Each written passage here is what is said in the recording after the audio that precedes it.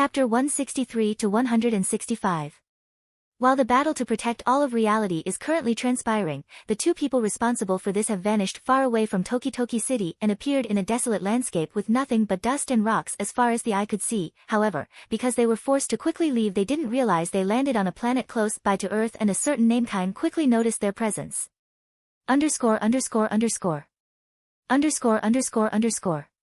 Piccolo POV.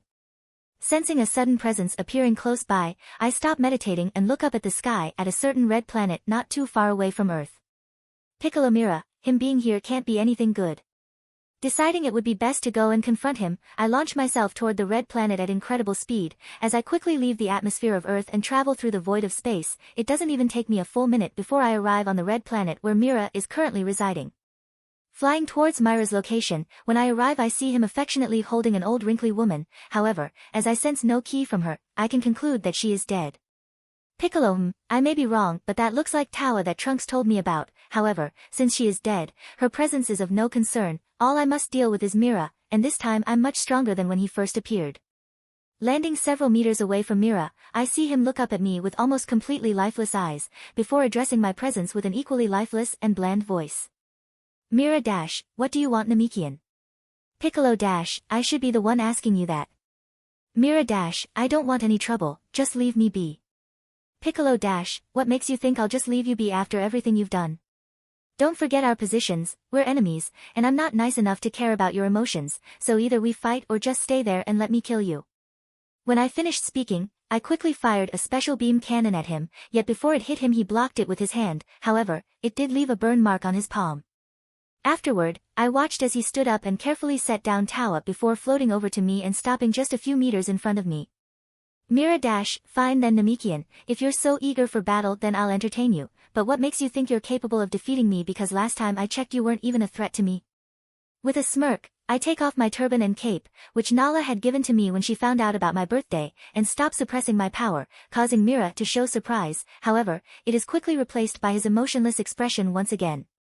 Piccolo - I've been training every day since then, so I'm nothing compared to back then. Mira - I never would have thought that a Namekian could get so powerful, but let's quickly finish this fight. Once I finished cracking my neck, I got into my fighting position and focused on Mira before charging right at him while launching several ki blasts toward his way. By the time I arrived, Mira had already dodged all of my ki blasts, so instead of going for a frontal assault, I flashed behind him and aimed to stab right through his back. However, before I could, Mira flashed beside and attacked with a punch, something I barely managed to dodge in time. Mira - you're not the only one who's improved since then, Namekian. Grabbing a hold of his still outstretched arm, I punched his abdomen, but Mira quickly counterattacked by kneeing me in the stomach. Letting go of his hand, we both flash away before flying high into the sky and began seriously fighting. Blocking one of his elbows, I push him backward and fire a Masenko, though he managed to cancel it out with his own ki attack. Arriving near each other again, I attack with several punches which he mostly blocks before dodging closer to me and landing an uppercut. He tried following up with a roundhouse kick, but I blocked it in time as I tightly grabbed his leg and threw him towards the grounds. Following right after him, I fall with my knee out. However, he managed to twist his body just in time, saving himself from taking a knee to the stomach. While Mira's still on the ground, he does a spin and kicks me in the face, sending me flying in the distance. He then flashed behind me and tried slamming me into the ground. Still, before he could, I stretched my arm out, wrapping it around his neck, and used it as an anchor to pull me closer to him while preparing to elbow him in the face. Our battle continues on for a while with both of us seemingly equal in power, and if nothing changed then I don't know who will kill who. However, while our battle was at the climax, something I wasn't expecting happened, something quite bad for my situation. Mira - you're much more powerful than I expected, and usually, while I would continue our battle, you've caught me in a bad mood, so let me quickly finish this. Once he finished speaking, his short hair spiked up and immediately afterward his power massively increased. However, before I could react in time, I saw him suddenly flash in front of me with his arms outstretched pointing toward me. I barely had enough time to put up my guard before I was engulfed in a powerful ki wave. As I was being sent flying through space with the ki wave, I could feel my body slowly getting destroyed, and it was only a matter of time until I died unless I somehow escaped from the ki wave. Gathering all of my ki, I unleashed it all in one powerful burst, hoping I could create a gap big enough for me to escape through, which I luckily managed to do. Once I was outside floating in space, I looked down and checked my injuries, which were already trying to heal themselves. Piccolo, half of my body is destroyed, yet I'm still full of vitality. I guess I've never really tested the limits of my endurance. However, now knowing that my situation wasn't too serious, the real problem was still Mira. When he transformed, I could barely follow his movements, let alone fight with him, so how am I supposed to stop him if he decided to harm Earth? Piccolo, with Nala's help we might be able to figure out something to defeat him, but she had quickly left Earth after Sage disappeared, and I don't know how to contact her. While I was floating in space, trying to figure out some way to combat Mira, I heard an old voice in my mind, one I was not happy to hear, and his suggestion didn't help either. Kami, I believe it's time, Piccolo. The only way you can defeat him is if we become one once again. Hearing Kami's voice worsened my mood, and as much as I wanted to refute his claim, I knew our fusion was only a matter of time. Kami only has a few months left to live and he can barely even perform his duties as the god of Earth currently. Right now he needs Popo's help to move around the lookout. The only reason why he brought it up now was because of the danger Mira posed, otherwise he would have waited and tried to find a suitable successor.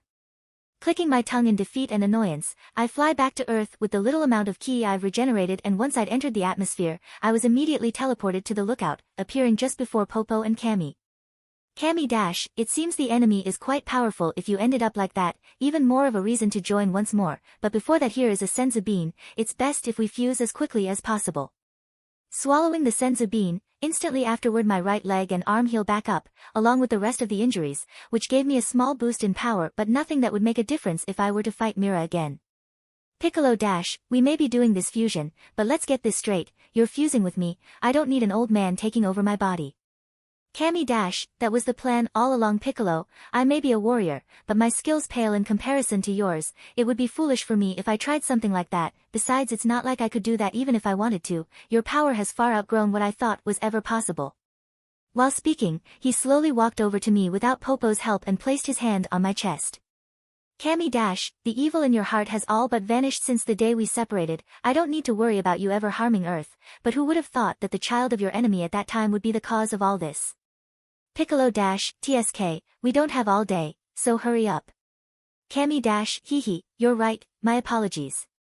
Mr. Popo, thank you for helping me and staying by my side during my time serving as Kami, and I hope in the near future you can find someone who can succeed in my role as the Kami of Earth. Popo dash, I will, and it was my pleasure, Kami.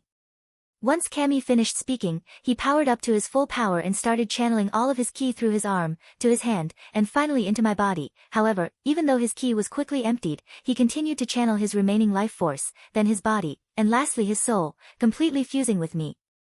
When we had truly fused, I had felt myself becoming full or complete, and with that came the increase in power, which was incredible. It wasn't comparable to having my potential unlocked, but with the current level of power I had, I didn't think I would still receive such a huge boost in power. Piccolo, with this, I will be able to defeat Mira and kill him once and for all. Once I had finished doing a quick test of my current power, I quickly launched myself back toward Mira, while a slight smirk accompanied my face. Arriving back on the red planet much quicker than before, I appear before Mira, who is currently standing before Tao's corpse, though the moment he saw me, instead of attacking me, he just gave me a blank look and spoke to me with an emotionless voice. Mira dash, you managed to survive my last attack, yet you came back once more. I don't care for your reason, just know that I won't be making the same mistake again. This time you'll die. Piccolo dash, we'll see about that. Watching Mira transform and launch himself toward me, I wait until he gets close and easily dodge his punch before striking with a vicious kick of my own at his side, leaving him surprised and in pain as he clutches his side. Of course, I capitalized on my advantage and elbowed the back of his head while also kneeing him in the stomach at the same time, causing him to cough out spit, but when I went for another attack, it seemed like he had enough as he released a burst of powerful ki that pushed me back in the distance. Mira dash, it seems like you've somehow gotten much more powerful within the last 10 minutes, not something so easily doable. Piccolo dash, I have my ways, now let's stop this chit-chatting and get down to business. Getting into my fighting stance once more, we both release our full power before charging at each other, starting another round of battle, and most likely the last one. Blocking Myra's ki wave, I flash around him several times while strategically placing ki spheres, and when I finished I reached my arm forward pointing at Mira, causing all of the previously placed ki spheres to launch themselves at Mira while also expanding, giving him even less room to escape. However, even so, Mira had managed to escape just before the final explosion went off, but not without taking some damage, though instead of trying to take advantage of that chance, I kept my distance since I knew Mira had a powerful regenerative factor like me, so there was a chance this was all a ploy to catch me off guard.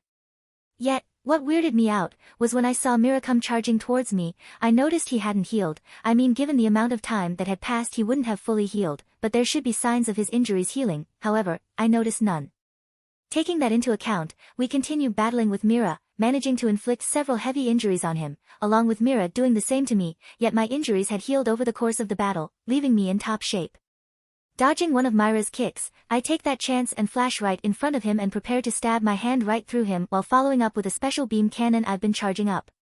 However, something I didn't expect was for my hand to stab right through his chest, destroying his heart in the process. Piccolo dash, why didn't dodge it? Mira dash, why should I? I have nothing to live for. My desire to become the strongest being was destroyed and turned into a joke before Sage, and the only thing that kept me motivated was Tawa, yet she's already dead. So, what's the point in continuing this fight? Even if I managed to win, I would still be without Tawa. Piccolo dash, I'm sure there are ways to bring Tawa back to life, such as the Dragon Balls, so why not fight for that? Mira dash, would you guys just sit back and watch me while I try to revive Tawa? Of course not, so what's the point? Just let me die with some pride. Retracting my hand out from his chest, I watch as he slowly floats over Tawa's corpse and lays beside her while holding onto her hand, and a few seconds later, I can no longer sense Mira's ki. Floating down to their corpse, I used my magic to create a large coffin and placed both of them in there before burying them underneath the sand, and of course, placing a tombstone that read, Mira and Tawa. Piccolo dash. Currently, up in the sky above Toki Toki, the floating city, you could see cracks forming the sky along with powerful shockwaves that caused the entire city below to shake violently, and if you were powerful enough, it would even be possible to see trails of pink, green, and red auras, though the red aura was several times larger than the other two.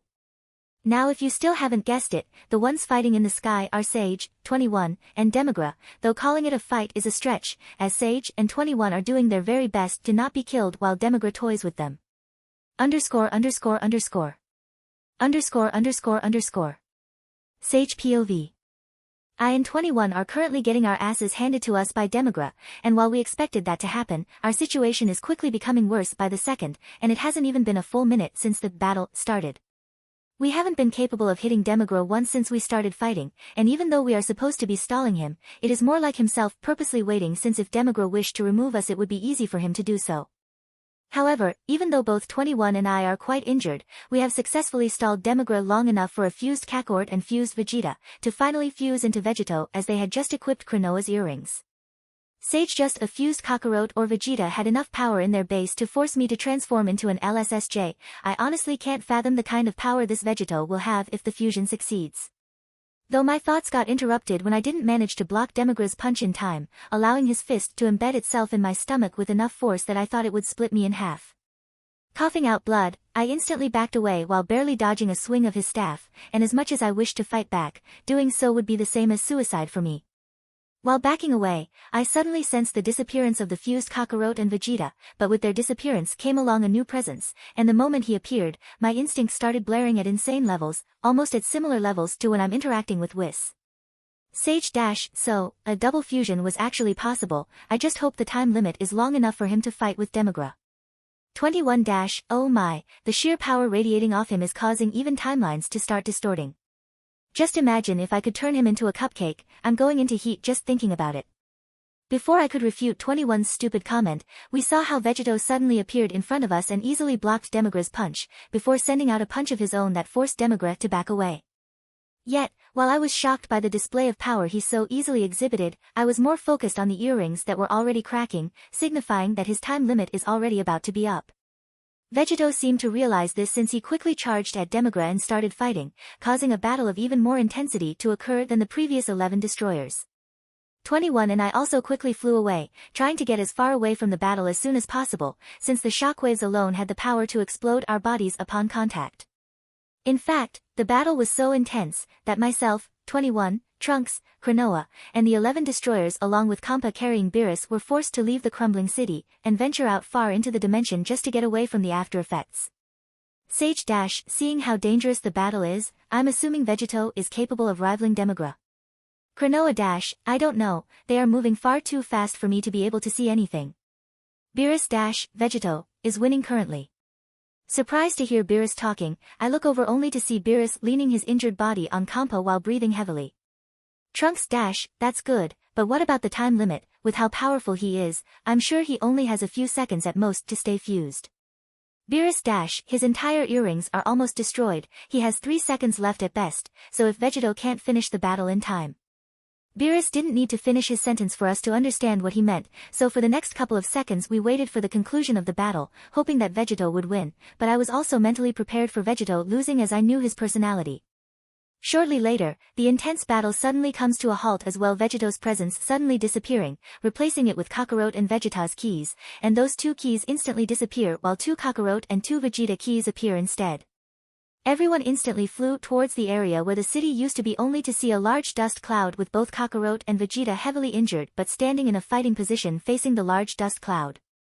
I don't know about everyone else, but when I saw what they were doing, I instantly knew Demigro was still alive, so I quickly got into a fighting position as well. However, when I did so my instincts warned me of danger. Sage dash, Kakarot dodge. Sadly I was too late in warning him, as in the middle of my warning a red laser beam flew out of the dust cloud and headed toward Kakarot, and the outcome was quite despairing as the red beam pierced right through Kakarot's head, instantly killing him. Sage dash, damn it. I was truly angry seeing one of my closest friends die right before my eyes, but I knew now wasn't the time to let my anger take control of me, and it is still possible in reviving him with the Dragon Balls if we manage to win this battle. Coldly focusing on the dust cloud, we all keep our distance as we watch Demigra emerge from the smoke with even more injuries than before, yet somehow still able to fight. Demigra dash, I must say, you guys had put up a difficult resistance, but in the end, I emerge victorious. When he finished speaking a smirk formed on his face, and I was just about to charge at him. However, the destroyers beat me to him first, yet they weren't able to even put up a fight before getting put into a comatose. Trunks dash, well, it looks like this is the end, but I refuse to go down without a fight. Seeing Trunks charge, I smirked and followed right behind him with 21 and Cronoa following his lead as well. Once we got close we teamed up with X Kakarot and both Vegetas, as we all gave our last stand against Demigra.